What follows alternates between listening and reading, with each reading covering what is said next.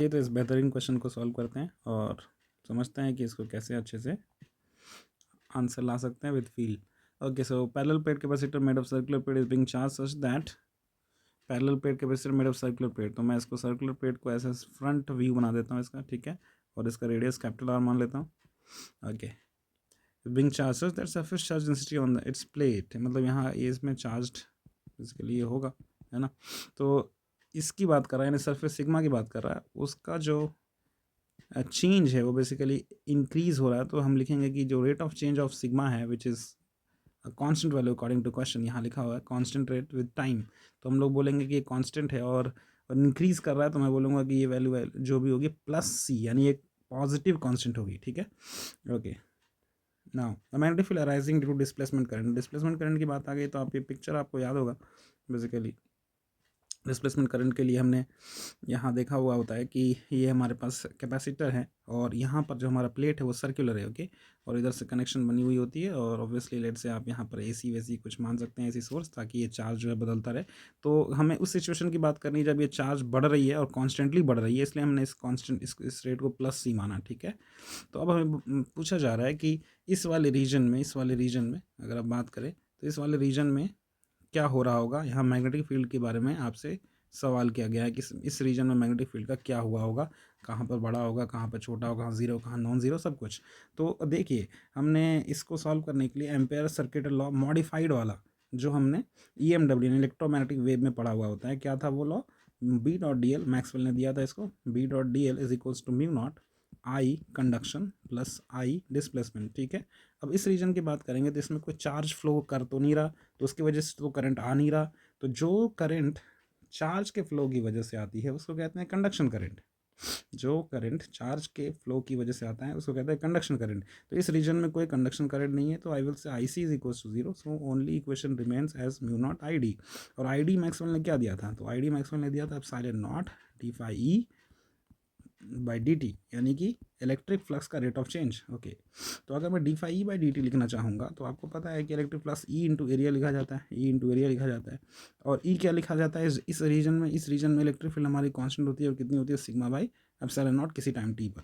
तो हम लोग क्या करेंगे, यहाँ लिखेंगे हमारा एरिया बाहर आ जाएगा, ठीक है, और क्या बाहर आ जाएगा, एप्सिलॉन नॉट बाहर आ जाएगा और यहाँ से बच जाएगा D sigma by D T. और D sigma by D T according to question it is constant, so I will say it is A into C upon epsilon naught. Okay, अच्छा, अब इस एरिया पे ध्यान देंगे। जब अगर मैं लेट से कि मैं एक केस अज्यूम करता हूँ, जिसके अंदर आपको मैंने कहा कि ये हमारे पास प्लेट था, हमारा सर्कुलर प्लेट, और यहाँ पर सेंटर है और यहाँ से हम आर की दूरी पे जाते हैं, पॉइंट ए अज्यूम करते हैं, और यहाँ मैग्नेटिक फील्ड लिखना है मुझे, राइट। तो यहाँ मैग्नेटिक फील्ड लिखना है, तो इस रीजन में अगर मैं यहाँ एक लूप कंसिडर करूँ तो मुझे फ्लक्स जो लिखना होगा बस वो इसी रीजन से, इसी लूप से पास होता हुआ लिखना होगा। यानी एरिया जो होगा इस रीजन के लिए, वो इस रीजन के लिए जब मैं पॉइंट ए लिया हूँ और वो कैपिटल आर से छोटा है तो एरिया डिफाइन होगा पाई इंटू आर स्क्वायर से, ठीक है, पाई इंटू आर स्क्वायर से। Okay, so now putting this whole thing in this particular equation, हमारे पास बी डॉट डी एल आएगा। डी एल मतलब लूप का लेंथ, और लूप का लेंथ मतलब बेसिकली आप समझिए कि periphery of the loop which is 2 pi R, right, and it is mu naught epsilon naught. Okay, what is d phi by dt? It is a c by epsilon naught, a c by epsilon naught, and what is a here? Pi r square. Now put everything, you will get b is equals to mu naught, okay, epsilon naught get cancelled and mu naught, and it is pi r square. Okay, so it is pi also get cancelled, mu naught r by 2 into c. Okay, ये हमें मिल गया उन points के लिए जो periphery से अंदर है, जो boundary of the circular plate से अंदर है, यानी कि कैपिटल आर से छोटा है, कैपिटल आर से छोड़ा है। ओके, नाउ अब ऐसा पॉइंट कंसिडर करते हैं जो कि कैपिटल आर से बड़ा हो। लेट से यहाँ पर एक पॉइंट कंसिडर कर लेते हैं, इसका नाम बी दे देते हैं और इसकी भी दूरी आर मान लेते हैं। तो इसके लिए सेम कहानी करेंगे हम लोग। तो आप देखिए, इसके लिए बस एरिया का कॉन्सेप्ट बदलेगा, क्योंकि अब जो हमारा इलेक्ट्रिक फील्ड है वो बस इस रीजन से है। तो जो फ्लक्स लिखाएगी वो फ्लक्स बस लिखाएगी, क्या लिखाएगी, तो इलेक्ट्रिक फ्लक्स में जो एरिया लिखाएगी, बेसिकली एरिया लिखा जाएगी पूरी की पूरी प्लेट की एरिया, यानी पाई आर स्क्वायर। ओके, तो ऐसे केसेस में जब मैं फिर से एम्पेयर सर्किट लॉ लगाऊंगा तो ये हो जाएगा बी इंटू 2 पाई आर। ये तो पूरा लूप का लेंथ होता है, तो लूप का लेंथ 2 पाई स्मॉल आर ही होगा। Okay, that is equals to mu naught. Okay, now it is going to be area कितना है हमारे पास, एरिया हमारे पास है pi R square upon Okay, this one I'm going to write, see here, pi r square into c divided by epsilon naught. Okay, and thereafter another epsilon naught, this is d phi e by dt, right? You not epsilon naught d phi e by dt, so यहाँ से epsilon naught cancel हो जाएगा. Okay, so b की value जो आएगी वो आएगी mu naught R square by 2 small r into C, right? ये आ गई दूसरी रिलेशन हमारे पास.